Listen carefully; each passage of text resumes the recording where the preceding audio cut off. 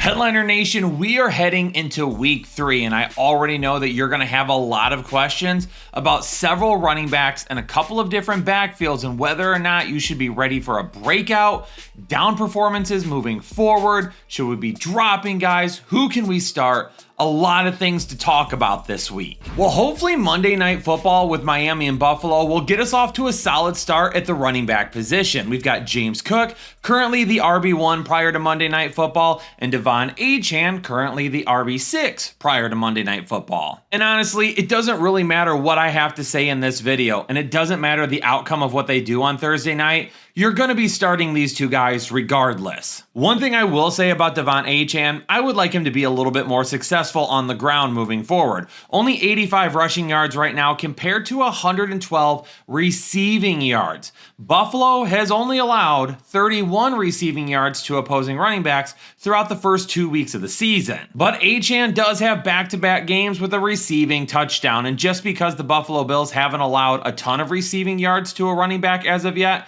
doesn't mean that there isn't going to be that opportunity for Achane this week. James Cook could be in for another monster performance on Thursday Night Football as well. Miami's defense hasn't done all that great going up against opposing running backs. As of right now, they are allowing the 6th most fantasy points per game to the running back position through the first 2 weeks of the season. Now, a lot of that has to do with the passing game. So far, they have allowed 11 receptions and 146 receiving yards to opposing running backs. But Cook's coming off of a game in which he ran for 132 yards on 21 carries with a pair of touchdowns. So this week, on Thursday Night Football, you really got to anticipate James Cook being a big part of the game plan once again. Green Bay sure does look good to start the season, and they're going to get Cleveland here in week 3. And for Josh Jacobs, you got to wonder if the upside is a lot lower than what we would like this week. Right now, the Browns are allowing the 3rd fewest fantasy points to opposing running backs. The last couple of names to face off against the Browns have not looked all that great. Last week, Derrick Henry, 23 yards on 11 carries. The week before that, Chase Brown, 43 yards on 21 carries. So it's not like they're just stopping guys for a few touches here or there. That is 32 carries over the first 2 weeks where they have absolutely locked down opposing running backs. Teams definitely have been able to throw the ball on Cleveland, though, and that hasn't worked out well. Jacobs does have touchdowns in back-to-back weeks, and with the way Jordan Love is playing right now and moving the football, I absolutely could see Green Bay still getting into the red zone and still giving Josh Jacobs a touchdown opportunity, even if his ceiling isn't all that high with a lot of yards to go with it. We knew that adding Quinshon Judkins to the mix absolutely could complicate things with the running backs in Cleveland, and it did last week. Dylan Sampson looked great helping in the passing game in week 1, and then he really just disappeared. Judkins was only supposed to play 10 to 15 snaps, and he ended up playing 20 and looked really good. Jerome Ford led the way with 48% of the snaps. Did that have something to do with the score of the game? If so, why wasn't Sampson utilized more? Sampson only played 23% of the snaps. That was less than Judkins. Green Bay's allowing the 5th fewest fantasy points and the 6th fewest rushing yards to opposing running backs right now. And there's no way that Quinshon Judkins is going from only playing 20 snaps next week to 40, 45 snaps, something along the lines of what we saw from Ford last week. I don't think he's going to make that dramatic of a jump, and there could still be some sort of a suspension on the horizon for him. For right now, we have to sit all of the running backs in Cleveland because we really don't know who's going to end up being the guy yet, and of course, it looks like this is going to be a really tough matchup. Indianapolis and Tennessee, and Jonathan Taylor is off to a hot start, especially after last week. And things could get even more fun for JT this week going up against the Tennessee Titans, who have allowed the 5th most rushing yards to opposing running backs through the first 2 games of the season. JT has 236 rushing yards through his first 2 games this season, and he's going to be locked in as another top 12 option once again in week 3. Tony Pollard was solid last week. He ran for 92 yards on 20 carries, but that's exactly what we said he was going to be in the preseason.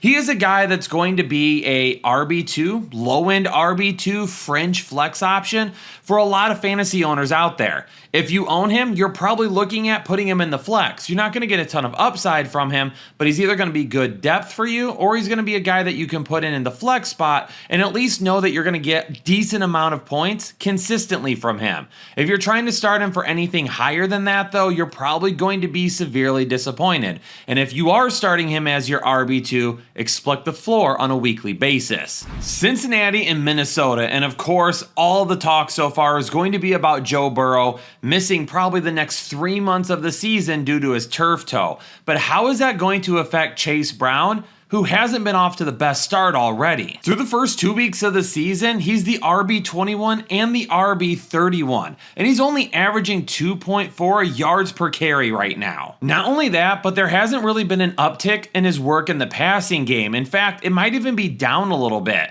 For a majority of games last season, Chase Brown averaged about 3 targets per game, but he also had a large stretch of the season where he saw 11 targets, 7 targets, 5 targets, 8 targets, and right now he's only got 6 targets through the first 2 games. So is he going to see more targets, or is it going to be about 3? Because if it's only 3, it could end up limiting that upside that a lot of people were drafting him for. But for those of you that roster Chase Brown, there might be some good news for week 3, even without Joe Burrow. And that's the fact that Minnesota has allowed a league-high 272 rushing yards to opposing running backs so far. Now, a majority of those rushing yards came against Bijan Robinson in week 2, but DeAndre Swift did have 53 of his own against them in week 1. For this week, Chase Brown will be a start for me once again, especially considering the way Bijan Robinson ran against Minnesota in week 2.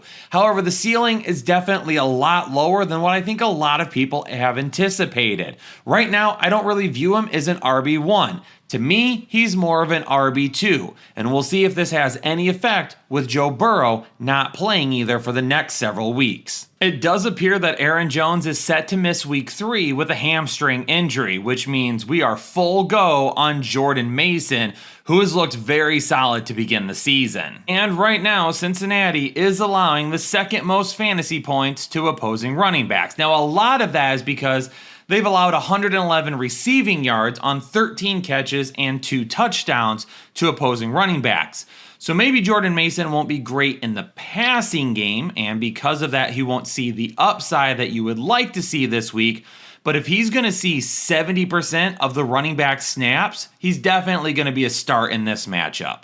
Right now, he's got 98 yards on 24 carries to begin the season, but he also had a big run called back on Sunday Night Football that honestly, the holding call that brought it all the way back had nothing to do with the run, and it would have been a big gain regardless. So unfortunately, that number doesn't look better. And now that we know that Carson Wentz will also be starting, you really got to think that Minnesota is going to run the football and try to run it effectively. And if they do that, Jordan Mason could be in for a super solid day. Even if his ceiling isn't all that high, he's got the floor of a really solid RB2 this week, and I would definitely be flexing him because more than likely, where you drafted him, you can utilize him as a flex. This segment may take an extra couple of minutes, and that's because I think we need to talk about Jaylen Warren and Ramondre Stevenson a little bit more in depth. For the Steelers, for whatever reason, Arthur Smith truly believes that Kenneth Gainwell needs to be on the field at least 40% of the time. He had 42% of the snaps last week compared to Jaylen Warren's 58. Now, the good news is that Caleb Johnson isn't even seeing the field. Only 2 snaps he played last week. Those of you that drafted him thinking he was going to be a fantasy stud this year, unfortunately, the first 2 weeks of the season show that that isn't anywhere close to happening as of right now. I also saw a couple of comments last week asking me to cut Kenneth Gainwell a break, that he was really out on the field a majority of the time because he was a good pass blocker. Jaylen Warren is no slouch himself when it comes to pass blocking. So it's very interesting to me that the offense for Pittsburgh doesn't think that he can be closer to 65% of the touches instead of keeping Kenneth Gainwell on the field over 40% of the time when he really isn't even being utilized. But over the first couple of weeks of the season, Jaylen Warren is showing why we thought that he was a sleeper candidate at the running back position this year. In week 2, Jaylen Warren had 134 total yards. He's up to 193 total yards through the first 2 weeks of the season. He's helping out in the pass game and on the ground as well. And going up against New England this week, yeah, they've been pretty good on the ground so far. Through the first 2 weeks, they've allowed 84 rush yards. That's 7th fewest in the league. However, in the passing game, New England has allowed 112 receiving yards, 3rd most in the league. So maybe Jaylen Warren doesn't have a ton of upside on the ground, but after over 80 receiving yards last week, we can probably fire up Jaylen Warren as a fringe start flex option this week based on the passing game potential alone, especially considering how upset Aaron Rodgers was with Calvin Austin last week. What about Rhamondre Stevenson? This is what I get for not trusting my gut and taking way too much into account what's going on in a preseason game. Because when TreVeyon Henderson was drafted, really the main focus for me was that Rhamondre Stevenson was not going anywhere. He was being paid to be a starter. And New England couldn't walk away from that contract because they would have owed way too much in dead cap. Rhamondre Stevenson was going to be one of the main running backs in 2025, whether Henderson owners liked it or not. Then Henderson looked really good in training camp. And then he looked really good in his first preseason game. And Rhamondre Stevenson was a little bit banged up. So we were like, okay, Rhamondre Stevenson, he may not be the guy that is going to hold Henderson back nearly as much as we thought that he would. And now we see that he is. Stevenson played 65% of the snaps in week 2. That is no slouch number right there. TreVeyon Henderson only saw 32%. And it's not like Rhamondre Stevenson is just getting the snaps and not doing anything with them. He was really good last week. He ran for 54 yards on 11 carries. And then he added 88 receiving yards on 5 receptions. He got 5 targets. He caught all of them. And Pittsburgh is currently allowing the 2nd most rushing yards to opposing running backs. So Rhamondre Stevenson is going to take over that fringe start option for me this week, and then TreVeyon Henderson is going to go to a sit option instead. And we will have to keep an eye on this over the next several weeks, but as of right now, it does not appear that TreVeyon Henderson is anywhere close to being fantasy viable. When I was doing my research for the LA Rams this week, it reminded me of that episode, The Banker from The Office. I'm a big Office fan, where Michael Scott leans back in his chair and goes, "No, don't like that." At one point in time, Kyren Williams was one of those running backs that we could rely on being right around 80% of the snap share. But Blake Corum is running himself into the conversation of seeing more time on the field. He was at 30% of the snaps this past week, for 70% going to Kyren Williams. And while that's not a huge split, and Kyren Williams can still be more than successful at 70%, it's the fact that Blake Corum also stole a goal line touchdown. That's where Kyren Williams makes his money. The touchdowns. That's what he's done for the last couple of seasons. When you draft Kyren Williams, you get a guy that's always on the field, and you get a guy that's going to score you touchdowns. And apparently, Sean McVay said at his Monday press conference that the 70-30 split that we saw for Kyren Williams and Blake Corum is something that we will continue to see moving forward. And as a Michigan fan, I love it for Blake Corum. He's one of the greatest players in Michigan history, and I was glad to see him get his first NFL touchdown.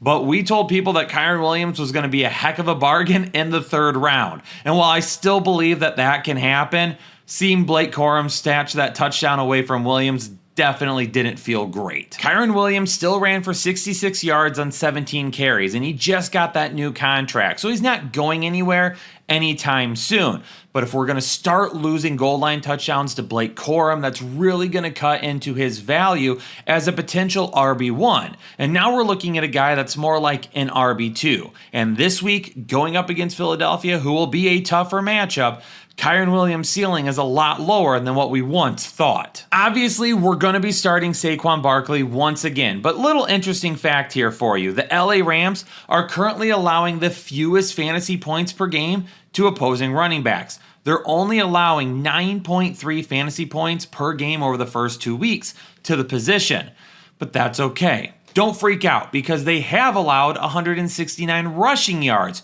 over the course of the first 2 weeks. The reason that they're not allowing a whole lot of fantasy points is because they haven't allowed any touchdowns to running backs as of yet, whether it be on the ground or through the air. And then on top of it, they've only allowed 2 receptions and 17 receiving yards. Barkley, still going to get his work this week. He's still going to be a guy that we play. But seeing Jalen Hurts with 3 rushing touchdowns over the course of the first 2 weeks is not something that Saquon Barkley owners love. For the New York Jets, Breece Hall looked great in week 1, and everyone was like, man, I faded Breece Hall, should have been on him, he looked great, everything's going to be fine. And then in week 2, everyone was like, nope, that's why I faded Breece Hall. No reason to be worried about it anymore. Now, the Buccaneers are allowing the 6th fewest rushing yards to opposing running backs over the first 2 weeks of the season. So that right there, not great for Breece Hall this week. But there is one positive that we can note. The split backfield that everybody was worried about with Braylon Allen isn't happening. That coach speak to begin the season clearly was off. This past week, Breece Hall played 30 snaps, while Isaiah Davis and Braylon Allen combined for 19. Now, if you own Breece Hall, you're probably starting him this week. I'm going to list him as a fringe start, however, because I think that realistically, he's going to be somewhere in the 13 to 24 range at best with his ceiling against a really good run defense. The key to really getting a lot of fantasy points for him this week is going to get some passing game work. And with Tyrod Taylor likely to start as of right now, that could change. You never know what could happen over the next couple of days here. Maybe we could get Breece Hall a few extra targets this week, which could help his ceiling greatly. I know that there's going to be a lot of questions about Bucky Irving, and it's going to be because Rachaad White stole a touchdown at the end of the game. But here is exactly why you don't need to worry about that touchdown. First off, this is a really good matchup for Tampa Bay this week, going up against the New York Jets. The Jets right now are allowing the 9th most fantasy points to running backs and the 8th most rushing yards to opposing running backs. Here's the reason we don't need to be super worried about Rachaad White. Bucky Irving still played 71% of the offensive snaps in week 2, while Rachaad White only played 31%. Now, if you did notice towards the end of the game, when Bucs were on their last drive of the game, marching down the field, trying to get that game-winning touchdown, Bucky Irving was the running back that they trusted. And not only did they trust him, but he was also utilized in the passing game for a couple of pretty decent pickups, especially one that was fantastic in terms of making guys miss, picking up speed, and a whole lot of burst. Rachaad White at the end of last season was considered the receiving back, the guy that was going to get the work out of the backfield in passing down situations. So when it mattered most in week 2, the guy that they went with that was utilized in the passing game was Bucky Irving. So why did Rachaad White steal that touchdown? I just mentioned it. It was all the passing work that Bucky Irving just had to help the Bucs get down into the red zone. He was winded. They took him out to give him a break. Rachaad White came in. He was the one that ended up punching it in. To me, that's not something that we'll likely see a whole lot of going forward. That was a one-off, luck of the draw. If Irving hadn't seen those many targets over the last couple of plays there, more than likely he's still in at the goal line and he's the one that ends up scoring. But even with the touchdown, Bucky Irving still outscored Rachaad White in fantasy points for week 2. Ashton Jeanty owners are freaking out right now, and I get it, and I do think there is a little bit of cause for concern. This matchup this week as well, going up against the Washington Commanders, is not going to be the easiest. Right now, Washington is allowing the 7th fewest fantasy points per game to opposing running backs. Now, I did watch some of Monday Night Football, I will admit, because my schedule's a lot different, and now I'm waking up at like 6 or 7 o'clock in the morning. I'm falling asleep a lot earlier. So starting a Monday Night Football game at 10 o'clock just didn't do well for me. I didn't see the entire thing, unfortunately.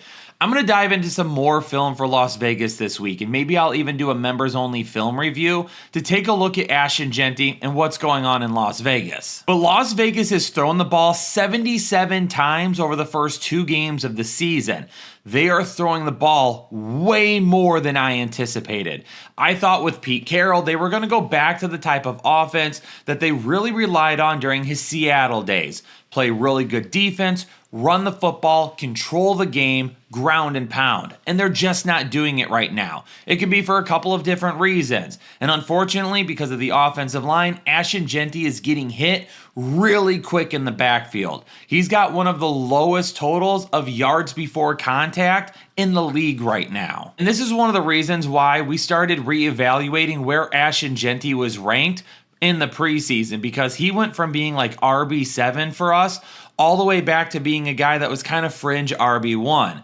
I know by the time I finalized my rankings, I had him at RB14. So am I saying give up on Ashton Jeanty right now? No, I'm not. But there are some things that we are concerned about, and we'll try to figure out what those look like moving forward. This week, with a potential tougher matchup, I am going to list him as a fringe start, because to me, he's more of a low-end RB2 this week in a potential tough matchup.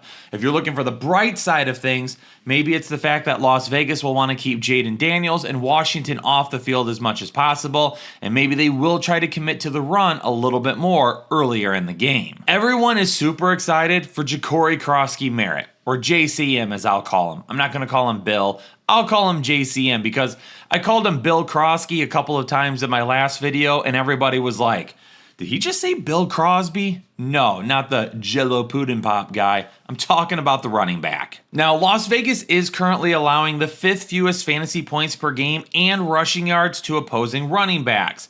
They also haven't allowed a touchdown to a running back as of yet either. Now, even though Las Vegas has allowed some of the fewest rushing yards and fantasy points to opposing running backs, some of it is because of the volume they face so far. They've only seen the 3rd fewest rushing attempts of any team in the NFL. So teams really aren't even running the football against them. They're throwing it against them, which makes sense considering the fact that we just said that their offense has thrown the ball 77 times over the first couple of games. So am I going to start JCM this week? Yes, I'll start him this week. Would I like to have him in my flex more than as an RB2? Absolutely. But I'm not convinced that Las Vegas's run defense is as good as the numbers show right now because they aren't facing a ton of opportunities anyway. And maybe this week, Washington will push it a little bit with JCM, and we'll see a little bit more of a run-heavy approach, especially considering the fact that Jayden Daniels might be a little bit banged up. And if that happens, JCM may be very successful. So as of right now, yes, he's a start, but he's going to be a fringe start until we see exactly what Las Vegas is made of. Atlanta and Carolina, and the Atlanta Falcons are coming off of a huge game last week, which saw both Bijan Robinson and Tyler Algier have a ton of success on the ground. Bijan had 22 carries for 143 yards. Tyler Algier was very good as well. These numbers might be really shocking, but 76 yards on 16 carries, and he ended up stealing the touchdown. But Bijan Robinson is still the main guy. There's nothing to be concerned about there as of yet. Tyler Algier has become one of the main handcuffs in fantasy football, though. Towards the end of last season, Tyler Algier wasn't a guy that you really needed to handcuff with Bijan Robinson because he wasn't getting enough work. Now, since we're seeing so much work, we really need to have him on our team. And maybe there becomes a time where we could look at this dynamic duo the same way that we do Detroit, and both of them could be started. And going up against Carolina this week, maybe there's an opportunity for Tyler Algier to have some fantasy value once again.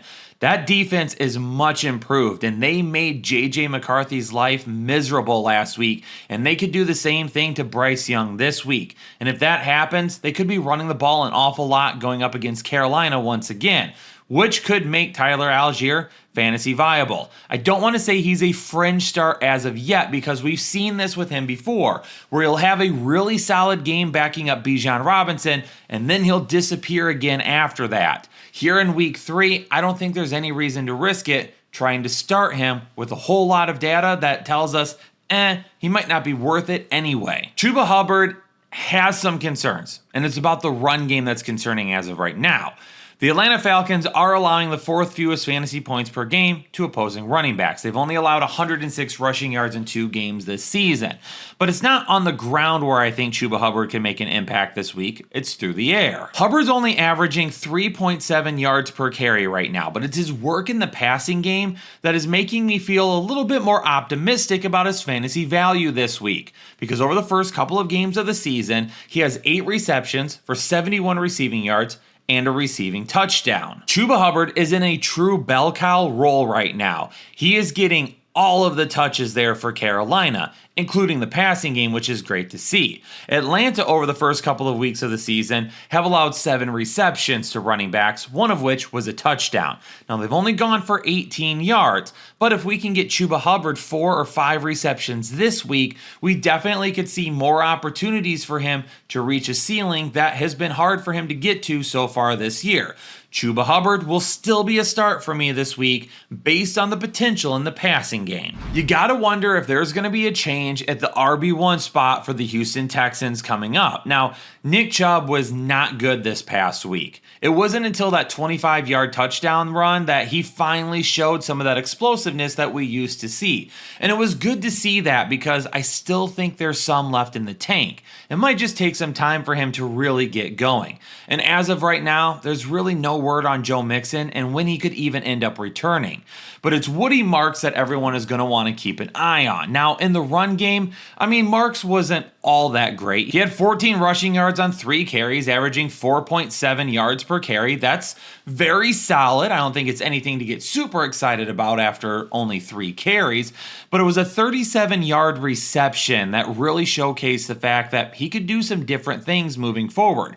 And Dameon Pierce was a healthy scratch, so clearly Woody Marks was a guy that they were comfortable with as not only the RB2, but someone to get those touches when Nick Chubb comes off the field. Jacksonville is currently allowing the 8th fewest fantasy points per game to the running back position. And given how the run game looked this past week, I'm going to go ahead and sit both of these guys while we try to figure out if there's actually going to be a change, if Nick Chubb will still be the guy, or if Woody Marks needs to be taken a whole lot more serious moving forward. Houston looked awful against Rachaad White and Bucky Irving in week 2.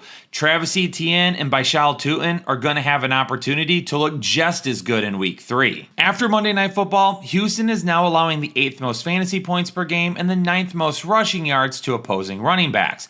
This is still Travis Etienne's backfield. Was there a call for Tutin to get more snaps after trading Tank Bigsby? Absolutely. We knew that was going to happen. But there wasn't a significant dive into what Travis Etienne has already done. Etienne saw 66% of the snaps this past week, while Tutin saw 25. And Travis Etienne has been the RB6 and the RB12 to start the season. He deserves to be started in fantasy football still until Tutin really makes not just an impact on a per touch basis, but a volume impact as well. Travis Etienne has 214 rushing yards. He's got 31 receiving yards and a touchdown, while Tutin had 10 touches on 18 snaps this past week. If Tutin continues to be impactful on the touches that he is getting, then he'll start making an impact on Travis Etienne's volume as he starts to see more touches himself. But as of right now, Travis Etienne hasn't done anything to lose the job, and Tutin will slowly still be worked in along the way. The Broncos and the Chargers are going to bring us a couple of backfields that we are keeping a very close eye on because of the mix between a veteran and a rookie running back. Denver's going to have a tough matchup this week. The Chargers are currently allowing the 3rd fewest fantasy points per game and rushing yards to opposing running backs. And the split for the backfield this week was very interesting. J.K. Dobbins saw his split drop all the way down to 45%, but R.J. Harvey didn't see a big increase. He was at 33%. It was Ty Batty that went to 22%. Now, why was Batty on the field so much this past game? I have to assume it was because of Denver playing from either with Indianapolis or behind Indianapolis for a majority of the game. Dobbins was still very successful, 76 rushing yards on 14 carries and a touchdown. But in this matchup against the Chargers, who have been so good so far against running backs, he's going to have to score a touchdown. If he doesn't get a touchdown, I don't think he has nearly enough yards to even warrant being in the flex. For those of you that want to stay away from Omarion Hampton, I don't blame you from what you've seen so far, but he's still the RB1 in Los Angeles. And even after that huge mistake running out of bounds at the end of the first half in week 1 against the Chiefs, he was still the guy that they went to in week 2. Hopefully this is the matchup where we can get him going a little bit more because Denver is currently allowing the 6th most rushing yards to opposing running backs. So there's going to be an opportunity for him to hopefully showcase some of that big playability finally. Now, Denver hasn't allowed a whole lot of fantasy points this season because they've yet to allow a rushing touchdown and they've only allowed 3 receptions to running backs. So even though they're giving up quite a bit of yards on the ground, fantasy points are a lot lower because where the RBs are picking up their fantasy points, they're not getting a ton of. Omarion Hampton is still the clear RB1 in Los Angeles. He played 36 offensive snaps this past week compared to only 20 from Najee Harris. But the Chargers are throwing the ball, and they're throwing the ball a lot. You have to wonder if this week they try to get back to the run a little bit more often, especially at the beginning of the game, to keep Bo Nix and Denver's offense off the field as much as possible. We also know that it's going to be a tougher matchup through the air as well. So Omarion Hampton stays as a fringe start for me. I know a lot of you right now are kind of off board with him and want to look at other directions. And if you have other routes to go this week, then absolutely take advantage of that. But I still think Omarion Hampton, given the matchup, could be a decent play, especially if you're only flexing him. New Orleans and Seattle is going to be my underdog must-watch matchup for the running back position here in Week 3. And I am loving the potential of Alvin Kamara, and I'm definitely excited to see Kenneth Walker hopefully be the RB1 after a huge performance last week. We have been killing it over on Underdog over the first couple of weeks of the season. Jake hit 19 of his picks last week for our members in Discord. And if you want to play along with us, you can only do that by getting signed up over on Underdog right now. All you need to do is download the Underdog app, use code HEADLINERS when you create a new account and make a deposit of at least $10. When you do that and play in your very first game over there, you're going to get a super special pick'em that's almost guaranteed to hit for the week that you can pair with all the pick'ems that we talk about throughout the week. And then on top of that, you're going to get a deposit bonus as well. And if Jake is going to continue to stay this hot, I may need to double check the fire extinguishers in his office and make sure that they're not out of date. Make sure you join us over on Underdog, start playing along, and check out his pick'em video that comes out every single Friday. Or if you're a member, make sure you stay tuned to the Pick'em chat in Discord. I was glad to see Alvin Kamara finally show some of that old burst that we haven't seen in quite a while, running for 99 yards on 21 carries this past week. But it wasn't his game on the ground that was exciting, it was the fact that he got 6 targets. If you remember last week when we talked about Alvin Kamara, he only got 2 targets in week 1, and I said that he was going to have to see more than that to return the value at which we drafted him. Well, he got 6 targets this past week. That is a start. Would I like to see more targets? Absolutely, but this is a really solid matchup for him. Seattle right now has allowed the 3rd most fantasy points to opposing running backs. And they haven't even allowed a touchdown as of yet. Why is that? It's because Seattle has allowed 211 receiving yards to opposing running backs. By far the most in the league. The next closest team is 65 yards lower. That is where Alvin Kamara can make his mark this week in the passing game once again. And I know Spencer Rattler hasn't looked his way an awful lot to begin the season, but hopefully this is an area that they will take advantage of. After week 1, I told y'all not to panic about Kenneth Walker. That things were going to be just fine, that he was working his way back from injury. And the matchup last week had some really good potential. And that's why I said let's go with Zach Charbonnet, because I still think that Kenneth Walker is maybe another week or 2 away from seeing a majority of the snaps as they still work his way back from that preseason injury. I was right about one of those 2 things. The fact that they're still working Kenneth Walker back, but I was wrong about Zach Charbonnet because Kenneth Walker blew him out of the water. Now, New Orleans is allowing the 8th most fantasy points per game to opposing running backs right now, so this is a great matchup for Kenneth Walker to stay hot. Except the snaps haven't even backed out as of yet. This past week, Zach Charbonnet saw 55% of the snaps, while Kenneth Walker only saw 35%. But Kenneth Walker clearly did more. On his 13 carries, he ran for 105 yards and a touchdown. Zach Charbonnet got more carries than Kenneth Walker. He had 15. But he only ran for 10 yards. Okay, so Kenneth Walker looks fully healthy, which is exactly what we need to see. Now that he looks fully healthy, I cannot imagine, after the big discrepancy in their performances last week, that the Seattle Seahawks do not get back to more Kenneth Walker this week. Do we see it flip? I don't think so, but I definitely could see Kenneth Walker being closer to 50%, while Zach Charbonnet goes anywhere from 45 to 50. I will start Kenneth Walker this week, but the reason he is a fringe start is because of how different the snap percentages still were in week 2 and not knowing what they will be in week 3. Dallas at Chicago, and Javonte Williams looks like his old self. I begged and pleaded for it this offseason. I talked about how good Javonte Williams looked his rookie year. And since then, he's just had a ton of things against him. He had that knee injury and he missed basically the entirety of his second year. He was working his way back and trying to get his legs under him during that season after that. And then during his fourth year in the league, unfortunately, he had a coaching staff that just didn't really utilize him all that well. Now he's being utilized in Dallas, and you can see the explosive playmaking ability once again. And not only that, but the Chicago Bears are currently allowing the 4th most fantasy points per game to opposing running backs and the 3rd most rushing yards. This is setting up for a very good week for Javonte Williams, who's currently the RB2 in fantasy football. He has 151 rushing yards in 2 games. He has 3 touchdowns in 2 games. The best part about all of this is he added 7 targets this past week. The role that Jaden Blue, who was a healthy scratch once again, was supposed to fill, Javonte Williams is doing it.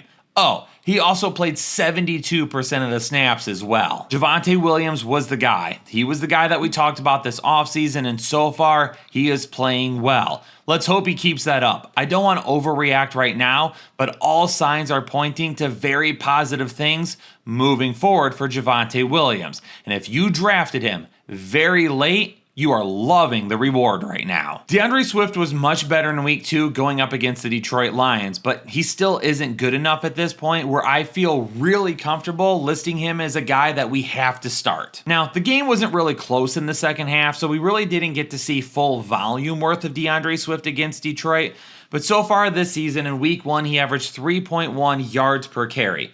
In week 2, he jumped that to 5.3 with a touchdown.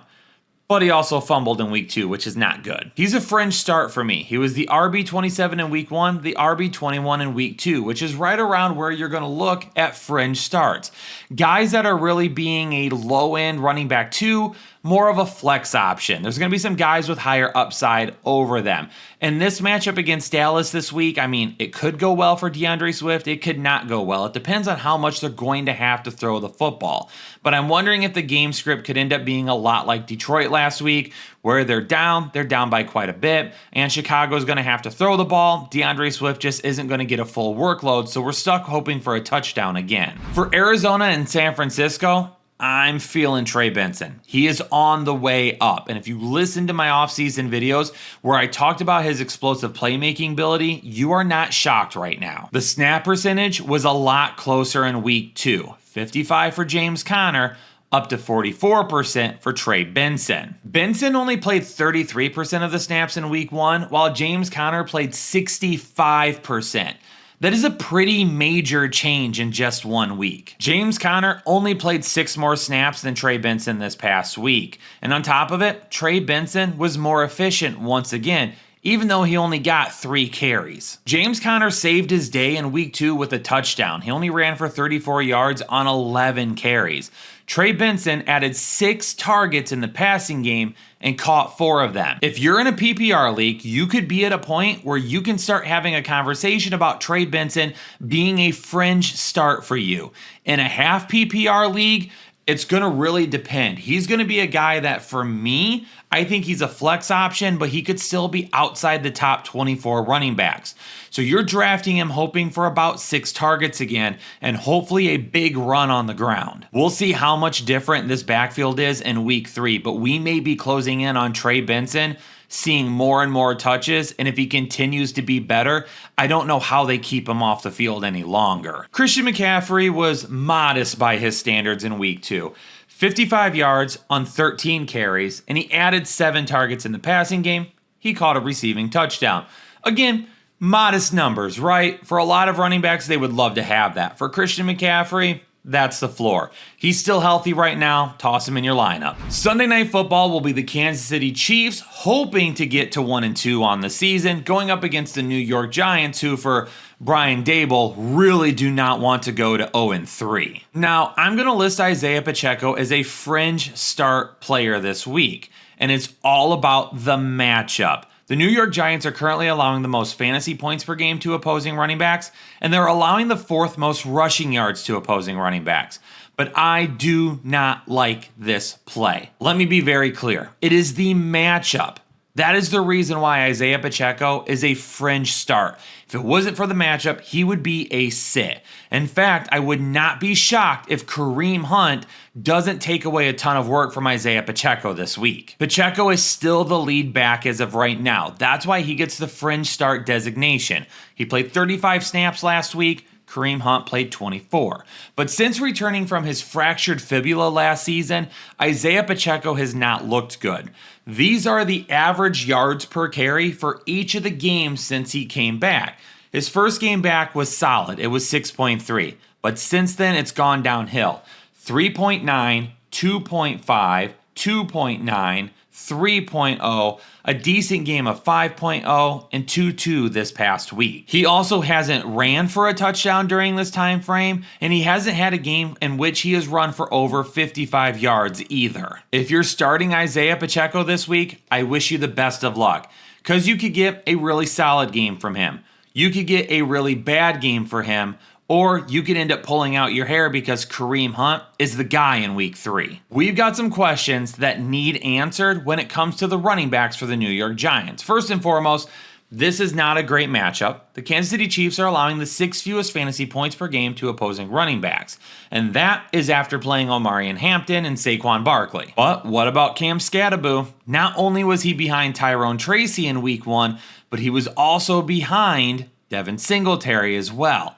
In week 2, that flipped because Cam Skattebo played 35 snaps. Tyrone Tracy played 28. Devin Singletary only played 4. Now, why was this? Brian Daboll was asked after the game why Tyrone Tracy lost so much work to Cam Skattebo.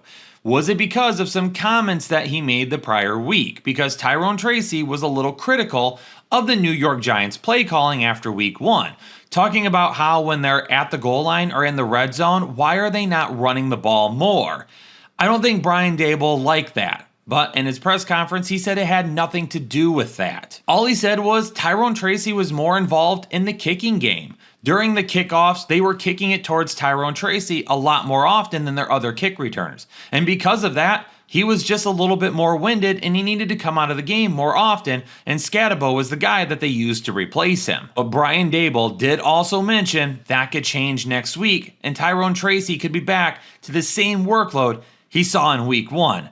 As of right now, both of these guys are sits. We cannot trust what's being said in New York, and this team is not playing great football.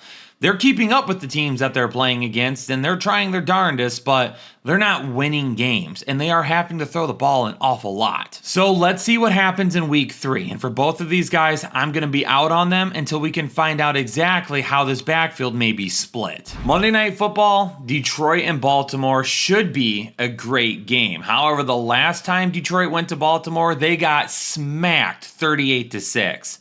Hopefully things will be a lot different this time because things were a lot different then as well. Jahmyr Gibbs was only 6 games into his rookie season and still wasn't really being fully utilized as of yet.